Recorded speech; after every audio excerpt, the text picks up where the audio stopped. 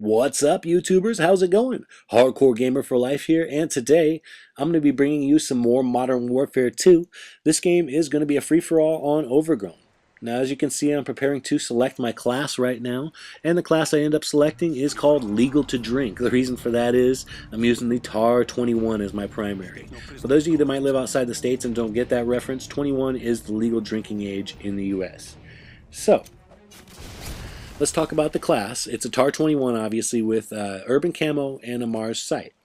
A lot of people prefer the holographic sight on this gun. I actually like the Mars sight better, maybe just because it looks cooler, in my opinion, more than anything. Now, for my secondary, I'm using the Akimbo'd Rangers, and those are a very effective camping tool. And speaking of camping, I'm using the Camper Special for my perk setup. That's right, Scavenger Pro with Claymores, Cold-Blooded Pro, and Ninja Pro. So this is the continuation of my Stimulus Pack series. As some of you may remember who've been with me for a little while, back when the Stimulus Pack came out, I started a Stimulus Pack gameplay series, but I wasn't able to complete it very quickly because I had some financial difficulties and had to have my internet off for a couple months. So now that I'm getting back into gear, I'm going to go ahead and complete that series. This game on Overgrown is the second to last in that series, and you can expect to see very soon the final game in that series, which is going to be on Bailout. So getting back to the camping subject, this is actually probably one of my favorite camping spots in the whole game. The reason I like this spot so much is the fact that A, you can guard it with a single claymore, and B, you have so many different lines of sight and so many different places you can look. Actually, if you go over to the minigun window and you look very, very sidelong over towards Grandma's house, you can get a very clear shot at the door of Grandma's house. And I've got a few kill streaks actually just sitting there looking at that window with a sniper rifle. So I've had some good times in this map, especially considering it was also one of my more favorite maps in COD 4. So I've got a lot of experience in gameplay on this map.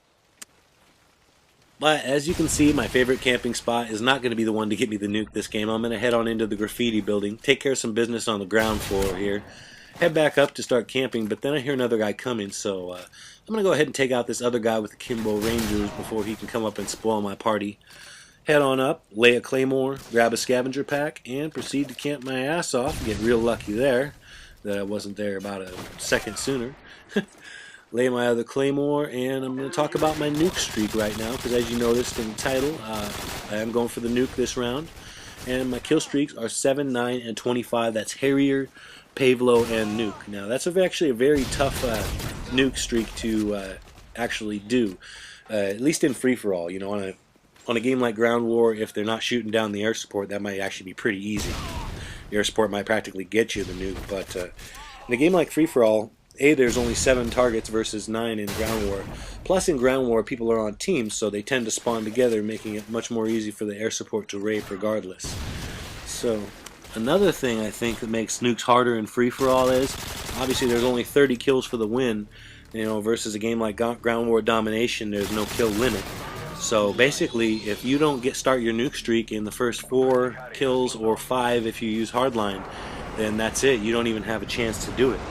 So, you know, then you don't have a team watching your back in this case. Basically, you know, especially, you know, I personally have no problem with camping. I like to camp, as well as rush. I mean, you guys who watch my videos regularly know that I do both in pretty much equal measure. I don't like to limit myself as a gamer. Some people only say they want to rush. Some people only say they want to camp. I like to do both, but since I'm going for the nuke and it isn't a free-for-all, I'm definitely going to go with the camping scenario here.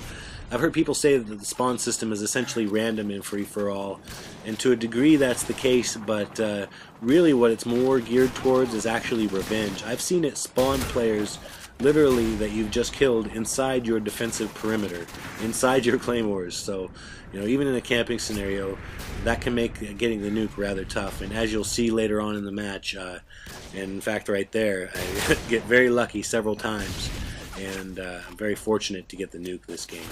But my Rangers turn out to be very, very useful in the end. So this is the first nuke that I've ever posted on YouTube.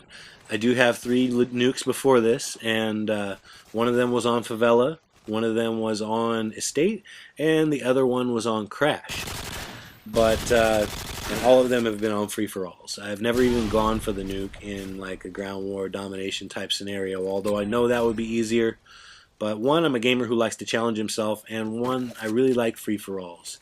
And I really like the idea of going you against everyone else, and yet you still get that 25 kill streak. You still get that nuke.